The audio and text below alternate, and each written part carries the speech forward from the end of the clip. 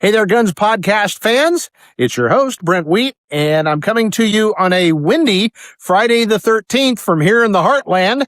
And fitting of Friday the 13th, we had a podcast episode that I really liked, and it was in the can and done and ready to go, and the gremlins got a hold of it and shoved it right down in the garbage disposal. So we're going to do a quick reboot so you've got something to watch or listen to this week. It's episode 302, a reboot of Timeless Guns. It's a great one, and it's full of nostalgia. So even if you saw it before, check it out, and we'll be back with something new next week. So hope you had a good Friday the 13th. We'll see you next week on Guns Podcast US. You hold a Colt single action up anywhere in the world, and a tribesman in New Guinea is going to say, cowboy. Yeah, cowboy gun. Yeah.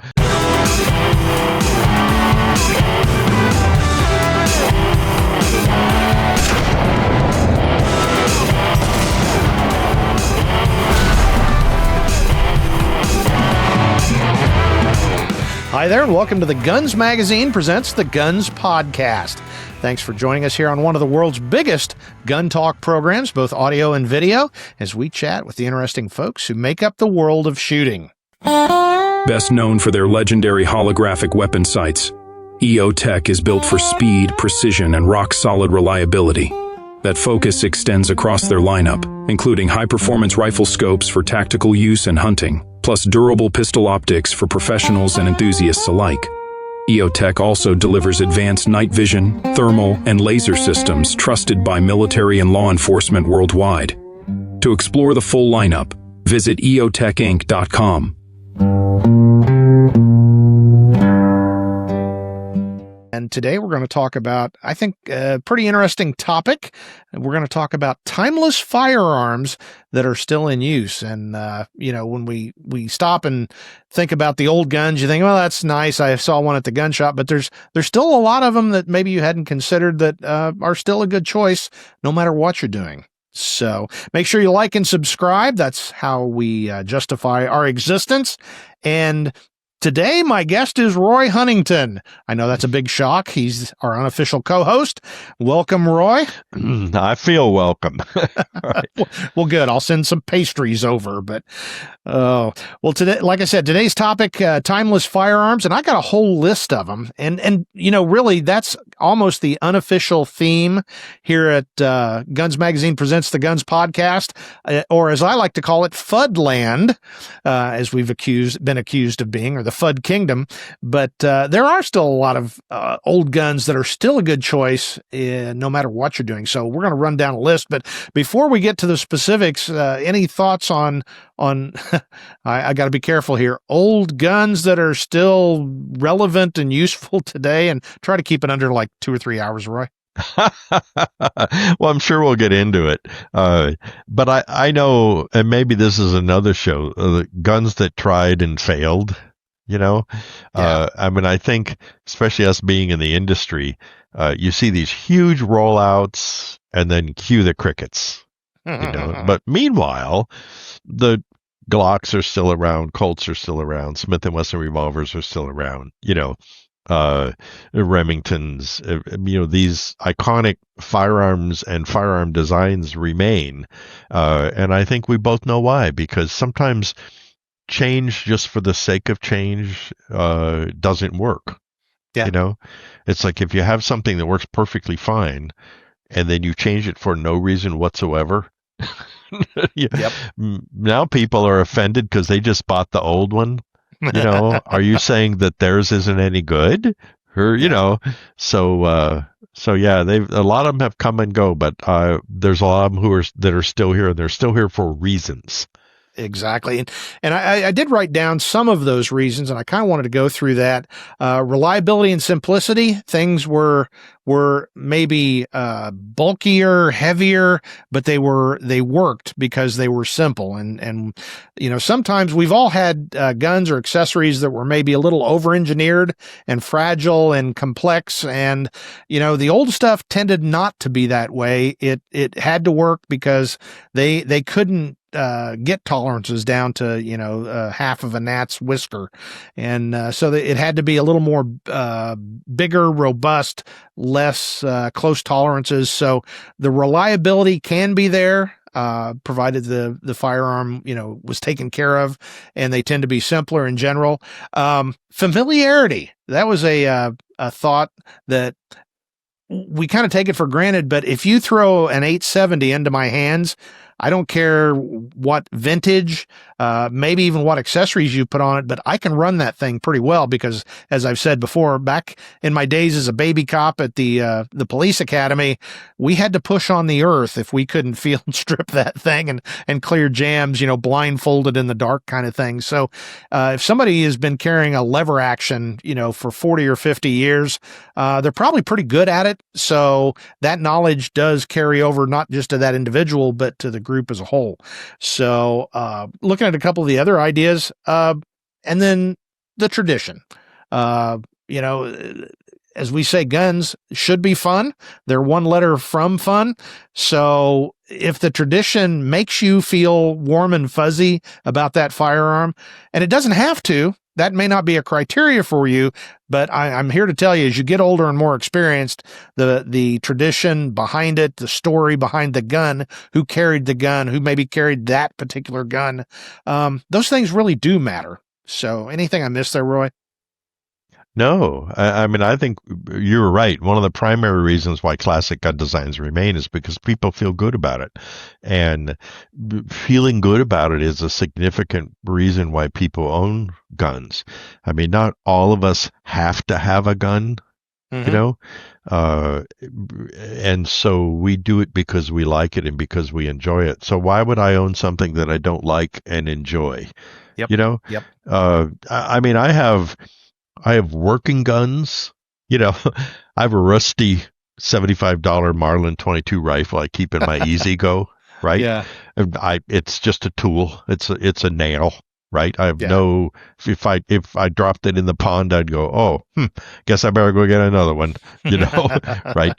But then I have guns that do have that sense of attachment, and it's like when I pick one up, it starts a continuous loop video in my mind of memories and feelings and and likes and all that kind of stuff. And I think most of these iconic designs that we're talking about does that.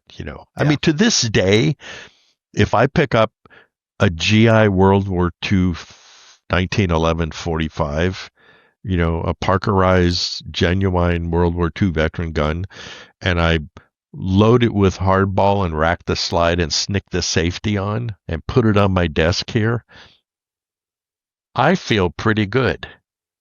Yeah. It's like this is going to protect me. Yep. I mean, because it's protected us for 115 years, I think, give or take a little bit. So exactly. And that was actually going to be the first one on the list, but we don't necessarily have to talk about it because it's pretty clear the 1911 is still relevant today to a lot of us. I've got one sitting right over here on my desk, and I carry it a lot. It's an officer's model. But the 1911 is probably the perfect example of what I'm talking about. A gun that, by all rights, probably should have been buried in the past, but it's still being manufactured by countless manufacturers.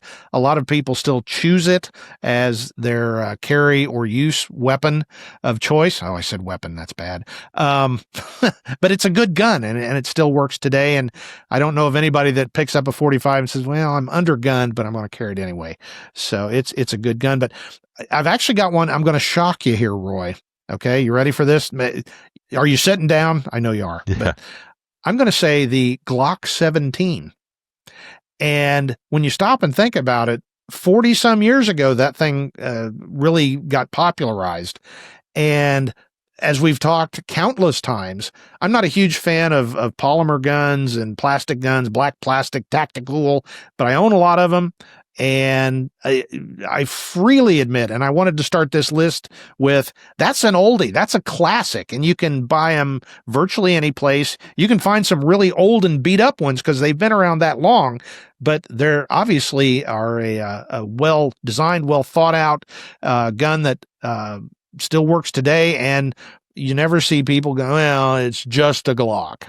They work, and I think they're going to be around another 100+ years. So I don't want to beat that point too much, but I also wanted to point out that even though we are royalty in the FUD kingdom, we recognize that things like Glocks that have been around and stood the test of time, they're timeless classics. So anything you want to add to that?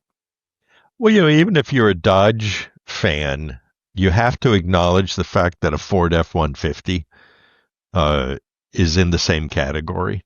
You may not like them, you would never own one, but they're iconic, and they have a legacy. Yeah. Personally, I look at a Glock as I look at a 10 millimeter Harbor Freight wrench. Yeah. There's nothing really special about it, but it certainly does the job. Yeah. If I don't have the same feeling if I load a Glock and put it on my desk here as I do when I take that old Colt and load it and put it on the desk, and I don't know if it's because I have more of an affiliation or because of the historical significance of the 1911 or a pre-war Smith & Wesson hand ejector revolver or something like that, single action Colt. But you're right. It is, iconic. I think in the manner that 70s, late 60s and 70s muscle cars are, Mm-hmm. Other than the Glock may be more practical, Well, I'll tell you what blows my mind when I was putting this list together is there are people that are listening or watching us right now who are of that age that they grew up with that. Truly, that's what they think of when they were a kid and dad was showing him the guns or taking him out to teach him how to shoot. Probably used a Glock, 17 or 19. And it's hard for me to wrap my head around that because I was already shooting a lot when we really started carrying semi-autos. And it's eye-opening to me to think of the folks and they're not young at this point, that grew up and look at those as, with fond nostalgia. So I wanted to add those. Yes, we are the kings of the FUD world, but we recognize what is a timeless classic, and Glock certainly is. But Roy, go ahead. I just want to say, if you are one of those people, please put it in the comments, because what I'm curious to know is, do you have that same sense of attachment and fondness? In other words, I understand if you have inherited your father's first Glock 17, I would assume you would hold that with a certain level of esteem, I think, but I'm not sure. And if you inherited your father's 1911 that he carried in World War II, or you inherited your dad's Glock that he carried as a policeman somewhere, does that have the same significance to you? Yeah. And if it does, educate us. So yeah, exactly. But now I'm going to get Roy all, as I like to say, hot and frothy. And we may have to throw some cold water on him at some point. But the next gun on the list is, I think we can all agree, is Smith & Wesson K-frames. The basic design's been around since the late 1800s, and they're still going strong today. They've been through their ups and downs, but Roy, wax poetic about Smith & Wesson double actions. Boy, you're right, though. They wrote the book, literally, on that. What I find is that there are two kinds of shooters families. There are households that grow up with Colts, and then the rest of their lives, all the kids, grandkids, everybody, they're Colt shooters. Mm-hmm. They don't know anything about Smith & Wesson revolvers. They don't even look at them in the gun stores. And the same thing applies, though, Smith & Wessons. I grew up in a Smith & Wesson house. So my first Smith & Wesson revolver was a 6-inch pre-war Model 10, a hand ejector, and followed by hundreds and hundreds ever since then. So I think either of those would certainly qualify deep, deep, deep into this category, you know. And I think for a lot of reasons, exposure to them, who here has carried Smith & Wesson revolvers as policemen, grandfathers, great grandfathers, the military. I mean, the list is just endless. And so, yeah, I mean, it's like seeing a picture of a Model T Ford and a modern Ford. I mean, it's the same thing, so we have them from the beginning all the way till now. Yep. And you already touched on the next item on the list, which is Colt double action revolvers, the Detective Special, the Python. Yeah, those are little newer designs per se, but obviously Colt has been going since the 1870s, but Colt firearms are still there. And when you were saying that, Roy, families are either Chevy or Ford, Smith & Wesson or Colt, and you'll get this. You're either a Canon or a Nikon shooter, and never the twain shall meet. It's exactly the same. Yeah, it's exactly the same. Go ahead. Oh, I was just going to move on, but if you've got words of wisdom, please continue. Well, Colt was fortunate because, of course, they had their iconic black powder guns, the 1851 Navy and the 1860s and those guns, the Walker Colt, of course. And then once the cartridge guns came out, they had the most iconic Colt ever, the Colt single action. You hold a Colt single action up anywhere in the world, and a tribesman in New Guinea is going to say, cowboy. Cowboy gun. And it was Colt 1911, same thing. So they have their big juju when it comes to all that. And, with Smith & Wesson, I think the Model 29 Dirty Harry gun is that. I mean, Smith & Wesson was on the radar, of course, but I think when that movie came out and the Model 29 was the star, suddenly Smith & Wesson got a focus of attention that it never had before. Agreed. And it hasn't lost it since. Yep. Well, we're going to move away from the handguns. There are others, certainly, and let us know in the comments, or you can hit me at editor@gunspodcast.us. Be interested in hearing what you think certain handguns fall into this category. The next thing on the list, I'm not going to beat this to a point, and I'm not even going to throw it to you, Roy, unless you have something strong to say, but the AR-15, the M16, it's pushing 60 years, and it certainly is America's rifle, and ad nauseum, we have said we like them, we shoot them, but they don't give us warm and fuzzies. But I do have to agree, it's a timeless American classic, and the military's kind of moving on from it, but it's going to be around for a long, long, long time. So Colt or AR-15 fans, M16 fans, yeah, okay, we got it. Good on you. The next one though is Comrade, is the AK-47. It's been around a long time, since just after World War II. And I got to admit, I am not an AK fan at all. I know Jeremy Clow, one of our longtime writers, is dialing the phone as I speak to tell me how wrong I am, because he is a huge fan of the AK. But there's no denying that it's a classic, and there's probably I've seen various numbers. There's a lot of ARs in the United States, but there's a whole heck of a lot more AKs across the world. So that family of designs is absolutely timeless. And I got to admit, as Jeremy Clow will attest, it's still a good gun of choice for certain things, especially for self-defense. So we never really talk about the AK here. No, and for me personally, part of it is that, it's an evil gun, because the communists did it and everything. And you always see the people in Africa who are killing each other holding taped up, painted AKs. And so it kind of has a bad reputation. But I think a good quality AK, one that's made in Europe as opposed to China, for instance, and stuff like that. I've shot them. The Valmet had basically a copy. And you're high quality, they're good guns, they shoot well. I've shot a lot of full auto ones. It's very interesting. With that cartridge, you can kind of write your name with it almost, in little short bursts. I can see it. To me though, it's still a tool. So I don't look at an AK and say, and wax poetic. Apologies to Jeremy. Yeah. But it is an effective tool, and the only thing is I have done accuracy testing with them, and I can't remember the details. But I'm sure someone will correct us, but initially, like 6 inches at 100 yards was well within what an AK could do. And that was, but probably in the real world, that's perfectly acceptable. I mean, what more do you need than that? And so I can say this though, I've never owned one. Yeah.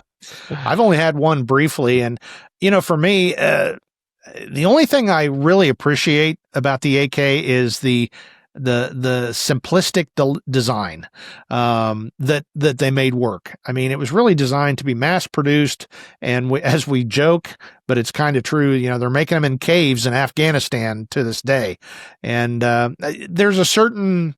It gets a couple of style points for that simplicity, for serving the purpose, which I agree with you, Roy, in most cases is evil, but it's still got to give it props. It's still a viable gun. And Jeremy, I'm sorry, but we at least got to mention it because there's an awful lot of them out there.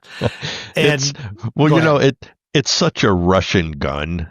I mean, it reminds me of a T-34 tank. Right. Right. I mean, they're not polished. They just literally, they're a brick. They literally like a SKS, right? Yeah. I did own it was a Russian SKS. It was actually really well made. It was, nicely made gun. But again, it was a wrench, and with terrible wood, and it was just made to do a job. Kind of like Russian handguns are that way too. Yeah. So Tokarev pistols, for instance.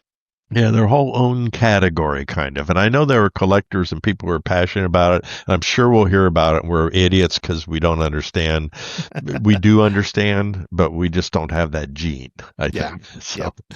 And this next one kind of is in the same category as a military gun, but it is basically the big daddy, the original gangster of bolt action rifles, and that's the Mauser 98 and that series, its immediate predecessors, and everything that's descended from that.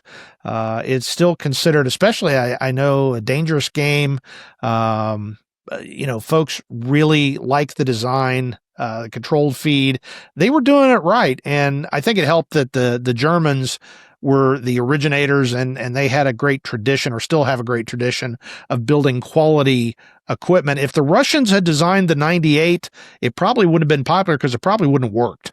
I mean, let's call it what it is. The Germans know how to build stuff. And, but even today, and there was an incident recently, I think we all know that, apparently a 98 action was used. So they're very clearly still a relevant firearm today.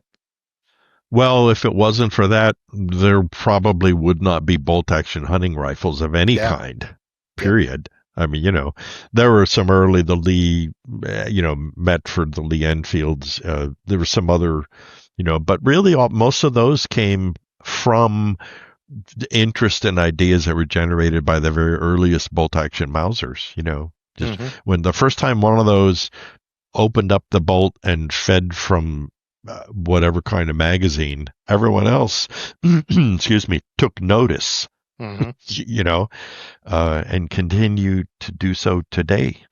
So no, you're right. I don't think it gets any more iconic than that. Yeah. So. And okay, when you talk about icon, and we've said before, we try to avoid that because everything's iconic nowadays. And very few things actually are. But this is an icon. Like you said, Roy, you show the tribesmen a single action army and they'll say, oh, cowboy gun. You show them this gun and it's I've got the Winchester 94 on the list, but really that represents Winchester rifles in general. The 94 was the most commercially successful, still produced today. We're actually in the middle of a lever gun resurgence. Marlin certainly makes good stuff, but it's the Model 94 that really kind of typifies that entire, let me use a big word, archetype. And, what more we've talked about lever and lever guns and lever love. I don't know what more I can really say. say other than they're still making them. They're still popular. I've owned a bunch. I've shot a bunch. That was the first high-powered rifle I ever shot. So I don't think anybody would argue the point of including it in our list today. No, and I for me, a lot of it is the heritage. I mean, because when I pick up a Model 94, I go back 100 years, you know, and so it's like you can feel that legacy and the history in the gun when your hand closes around the receiver. I don't know. It's Colt had an ad a million years ago, and it was a cowboy, and he was sitting around a campfire, and he was holding a single action, right? And it was real simple. I don't remember it exactly, but it said, "A snap of a twig, the darkness outside of the fire ring, Colt," and then confidence. Yeah. Right. Yeah. And a 94 does that for me. I mean, those are I have two of them here that I built cut down guns. And I mean, if there was a noise outside right now, I'm 3 steps away from one. Yeah. And that's the one I would pick up, you know? Yep. So, Yep. Yeah. Hey, sidebar here, Roy. We've been talking about this for a couple of months, but we got to come out sometime soon. You know what? My truck gun, I've said it's an old 1970s Model 94 that I bought real right. I think it's got a 20-inch, maybe. Let's cut that sucker down to about 16 and a half. And I know some people say it's bastardizing and making tactical, but that's my truck gun because it doesn't scare people as badly as pulling out an AR platform. The 3030 cartridge is certainly nothing to sneeze at, and I have a lot of faith and confidence in it. But yeah, if that barrel was a little bit shorter, we might be able to do something. So we could do that. We'll make a video and then embarrass ourselves, you know. So For sure. I think it's a good idea. But no, it is, and I'll use the iconic word again. But it is. Can I say one more thing? Yeah. Even people who don't really like them still they kind of go, yeah, okay. Yeah. Well, you know, my first experience shooting a high-powered rifle, when a friend's dad said, "You want to shoot this?" And I'm like, "Oh, I can shoot that." And I was 8 or 10 at the time, and it scared me, but I had to do it because that's what John Wayne carries. And even non-shooters, I'm scared of guns. You want to shoot this? Yeah. So it has that kind of effect. Now, this next gun has this kind of effect on you, Roy, and it is certainly iconic also in its niche. The Ruger 1022. I think you were the one that said everybody needs to own a 1022 or multiple 1022s. I think everybody does. You know? Yep. I mean, I remember when they were $65 brand new. Amazing. I know. Amazing. It was just like, it competed with the Marlin Model 60. Yeah. Which arguably should probably be on our list. Talk about another. That's a good one. I never thought about that. Yeah. I mean, there are still millions of them slowly rusting away, behind kitchen doors. Yeah. And stuff like that. But yeah, I think a 1022, again, to me, it's a little bit more of a tool than anything. I mean, I do like what you can do with them. Companies like Volkwartsen, which I think my hat says Volkwartsen, I think. But yeah, I think it did. They do things to 1022s and with 1022s that really changes things. And to me, that was when you look at one of those kind of 1022s, that's something different, But when you see that plain Jane 1022 stock fixed sights for sale at Walmart, for $189. It's a wrench, I mean, I don't think it's a good first gun for kids because it teaches them bad things. It's like bang, bang, bang, bang, bang, bang. Nobody's using their sights. Everybody's getting into trouble. But I think it is a good first sort of real gun for a kid who's cut his teeth on a single shot bolt action rifle. Yeah. That's probably America's best next gun. It's a very good point. Yeah. Yeah. That should have been a Ruger ad. America's best next gun. Paul and the folks over there. Yeah. America's best next gun. But, something else about the 1022 is, that we always joke that the AR platform is Legos for adults or Tinker Toys for adults. The 1022, I would actually say, maybe they have as many accessories, because I know I've built and tinkered and taken down and rebuilt, and the cost is what's nice. And being a 22, it's a little easier in terms of the mechanical abilities. But yeah, if you like tinkering and messing around and putting accessories and taking them off and all that, you cannot beat the 1022. They remind me of, there's that old adage about the guy picks up a hatchet and he says, you know what? This hatchet has been in the family for 150 years. And you go, really? God, it looks really good. Well, we've had to replace the handle a few times. Yeah. And we replaced the head a few times. Yeah. But it's this hatchet, though, has been in our family. And I know, I have one or two. It's a Ruger 1022 rifle that you buy, right? And then you replace the barrel, and then you replace the stock, and then you replace the bolt, and you replace the action, you replace the sights, and then you just barely have that little aluminum receiver, right? Yeah. And then eventually you replace that with another one. And so is that the same? I've had this gun in the family for 50 years, but I got to tell you, I was watching a video last night, and this will not interest the hardcore shooters, but maybe other people. The guy in the video used that exact same analogy, because he had a early 60s, I think it was a Gibson SG, and he took it all apart. He bought it. It looked awful, and it had been butchered up so badly that he had to route out a whole bunch of wood and all this kind of stuff. And he said, okay, the guitar is mostly mine. So is it still the Gibson SG, or is it my creation? It looks like it did coming from the factory, but I mean, probably 2/3 of the wood had to be routed out and removed and new mahogany placed in. So that's a funny concept that, we've replaced everything, but it's still an original. Well, you know what I find amazing, and you do the same thing with AR-15s, is that you can build a Ruger 1022 and have it have not a single Ruger part. Yeah, exactly. And you can do the same, you build every flavor AR you want to and never once use a Colt part. Yep. Well, the final thing on the list is we got to include the shotguns. I'm a huge shotty fanatic, and I think they're the next thing. They're going to be the next big thing that we all suddenly discover in the gun journalism industry. Shotguns? It's a new thing. Well, they never went away. And like I said, for any cop of a certain age, they were your big firepower.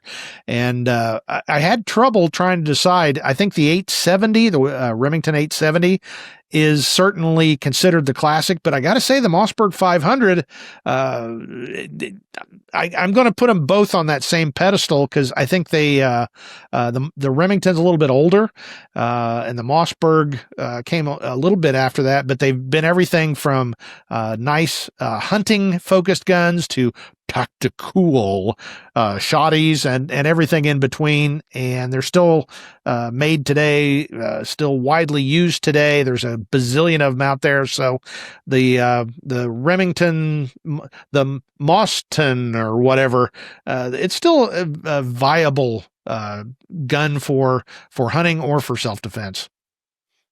You and I both, grew up with them on the police department mostly. I didn't have one until I joined the police department. Then I bought my own, a little short-barreled, riot gun. Yeah. No, I agree. We used to have a process that every time the guns were assigned to the police cars, and so when you would change a shift and go out and take over the car for your shift, we had a process where you were supposed to take the shotgun out. And then you had to do a 5-point safety check. So you took the barrel off, you did this, you looked, made sure. Wow, you guys are progressive. Oh yeah, we had to put a penny on the bolt and click it to Wow. make sure that it had a firing pin and put it together. Then you would load it with your own ammunition that you always had and put it back in the car. And so it was like, yeah, that was cool. Everybody, was always this little ceremony that you always did because everybody who would unload them, of course, at the end of your shift, put them back in the car. But we found out it was wearing the guns out, so fast. Yep. And so after a couple of years, we had all these loosey-goosey 870s that rattle and everything. So, but you know what? They always work. There's never anything about it, And I remember there was this one old guy. He was an old cop. I think he'd come on. Let's see. This would have been 75 for me. He had come on in the 50s, early 50s. Oh, my. An old mossy back. Yeah. And he called it a dozen gauge. So, and I just always liked that because it's just like, give me that dozen gauge, boy. That's funny. Yeah. Well, I was going to say that, you guys were really progressive. We took the other tact. We had those upright, racks that had a secret button that you could release. You have a hole that goes down into a tube. What always ends up happening? Some guys use it as put down. Straws, paper, ashtray. Yep. That was another reason why we had to do this, because exactly, they'd stuff napkins down, and it's like, really. I was that young tactical officer because I periodically took it out to make sure it didn't either blow up or my first shot on a bad guy was straw paper. Well, I actually bought I don't remember who made it for me. It was a Smith & Wesson 3000. It was a pump gun, right? Yeah. And they authorized them. And so there was a while there where we were allowed to carry our own shotgun if we wanted to. So I bought a Smith & Wesson 3000 and tuned it up, made sure it worked really good. And then I got a bandolier and loaded it up with like a dozen buckshot and some slug and some regular bird shot, because you never know. So I would put that in the rack and hang the bandolier around it. And put the issue gun in the trunk. And so that solved all those problems of scary people putting straws down and all that kind of stuff. Well, I got to say, and this could easily turn into, I don't know that we've ever done a just shotgun episode, but we need to do that. But first of all, I came up with a brilliant idea. Prophylactics would keep no, that's not going to happen. No. But the other thing was when you said bandolier, back in the days before the side saddle and all that stuff and the stocks, the speed feed stocks and all that, I went to I think Kmart at that time and bought one of those elastic, sling. Couldn't think of the word. That had, I forget what, 25 rounds, and they made the gun. I mean, it was literally weighed more than a boat anchor. Yeah. Because it was actually on the sling. Exactly. Right? Yeah. And, if you slung the gun, you looked like a general from south of the border or a bandit because you had all this ammo. But it was reassuring. You took the gun out, and provided you had enough upper body strength, it was basically a crew served weapon at that point. But you weren't going to run out of ammo. You had 25 ounces of lead you could throw down range. That's very funny. You're right. Because I saw one of those, I tried it, and I said, well, this isn't going to work, right? So then I bought a regular bandolier, and I have to say, because you figure normally it's 4 rounds. Yeah. And that's what most cops had, 4 rounds. Yeah. Well, those could get used up pretty fast. And so when I would respond to like a bank alarm call or a burglary at nighttime and you had a perimeter slot or something like that, I would take this shotgun out and throw that bandolier around my shoulder. And I have to say it felt really, really good. And on more than one occasion, like during hot stops where I was a cover officer, cops would come back and they used to make fun of me. Right. Yeah. But after something like that, they'd look at that and they'd say, where'd you get that again? Yeah. I always, and it never happened because, cops are proud, but I always wanted somebody to go, hey, can you just throw me some ammo? Well, no, remember, I'm Tackleberry. Ooh, no, this is mine. But I do think some guys, we had some incidents and guys started showing up with other options and some of the slings that had extra rounds on them. So the point came across that having extra ammo wasn't necessarily a bad thing, because 4 rounds in a hairy gunfight will go by real fast. You're right. So, I think, though, and if people nowadays, we have a lot of AR-15 fan people, for instance, and if you haven't discovered the sort of protection shotguns, it's worth a look. It really is. I will warn you, though, it's the same like people take an AR-15, they put every single widget on it you possibly can. So they turn a svelte, easy to carry, easy to handle gun into this lumbering gamer gun kind of. And people do that with shotguns. Basic shotgun, fixed sight. If you need an aperture, if you're shooting slugs, that's fine. Maybe a side saddle. Put a light on it, and you will solve virtually any problem you will ever encounter. Yep. And, I got to say, I just saw this the other day in a video, and, the shotgun's always touted, you rack a shotgun and that'll stop the fight. I'm here to tell you it will not. But if it does, it's very effective. So I've often thought that that would be one of my points if I ever have to shoot somebody in my home. I'm going to bring up the fact that they heard me rack that shotgun and they still proceeded forward. That's on them. They chose poorly. Well, you know what? I'm only going to tell one story. Okay. We had less lethal shotguns, and so for a while it was really, you had less lethal ammunition, but we only had one shotgun, which was our duty shotgun. And so we were always really concerned about, well, does this have less lethal in it? Does it have oopsie? And that happened on some agencies. So I shot him with a beanbag round, only it was double out buckshot. Oopsie. Right. Yeah. Well, my bad. Sorry. Yeah, my bad. But I remember there was a time we had, I think they were orange stocked. So they were 870s and they had orange stocks, right? So those were always loaded and in the trunk with whatever less lethal we were using at the time, right? Beanbag rounds or whatever they were. And, but I remember there was a guy standing on top of a car, a complete Looney Tune nut job, right? And this was before we had the tasers that could fire, and so everyone's saying, get off the car, get off the car, get off the car. And finally we had enough of it. And somebody brought out one of the less lethal shotguns. And I remember he said, it's just what you said. He racks the action and everyone says, oh, that'll stop the fight. No, he said, what are you going to do? Shoot me? So he did. Yeah. And I got to say, there was like this, what do they call that? Micro expressions or something?